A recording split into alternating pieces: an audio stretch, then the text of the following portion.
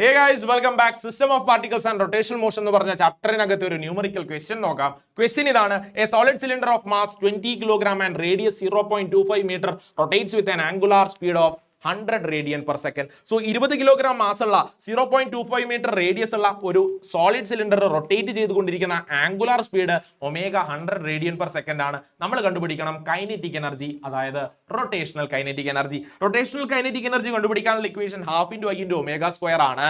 നമുക്കറിയാം ഒമേഗ എന്ന് പറയുന്നത് 100 റേഡിയൻ പെർ സെക്കൻഡ് ആണ്. ഇവിടെ മൊമെന്റ് ഓഫ് ഇനേർഷ്യ ഐ ആദ്യം കണ്ടുപിടിക്കണം. ഐ കണ്ടുപിടിക്കാനുള്ള ഇക്വേഷൻ എന്ന് പറയുന്നത് ഒരു സോളിഡ് സിലിണ്ടറിനെ സംബന്ധിച്ചിടത്തോളം അത് mr²/2 ആണ്. സബ്സ്റ്റിറ്റ്യൂട്ട് ചെയ്തു. മാസ് 20, റേഡിയസ് 25 ഇൻറ്റു 10⁻², അതിന്റെ സ്ക്വയർ ഡിവൈഡഡ് ബൈ 2. 20/2 10 ആണ്. ദാറ്റ് ഈസ് 10 ഇൻറ്റു 25ന്റെ സ്ക്വയർ 625. 10⁻²ന്റെ സ്ക്വയർ എടുത്തു കഴിഞ്ഞാൽ 10⁻⁻4 എന്ന് കിട്ടും. That is 625 into 10⁻³ kilogram metre square എന്ന് നമുക്ക് മൊമെന്റ് ഓഫ് ഇനേർഷ്യ കിട്ടി. ഇനി സബ്സ്റ്റിറ്റ്യൂട്ട് ചെയ്യാം. നമുക്കറിയാം kinetic energy K is equal to half into I into omega square ആണ്.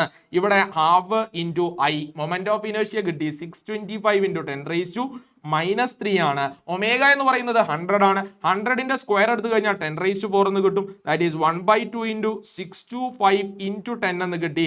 അതായത് 6250 divided by 2. That is kinetic energy K is equal to 6250ന്റെ പകുതി, ദാറ്റ് ഈസ് 3125 ജൂൾ എന്ന് ആൻസർ കിട്ടി. ബൈ.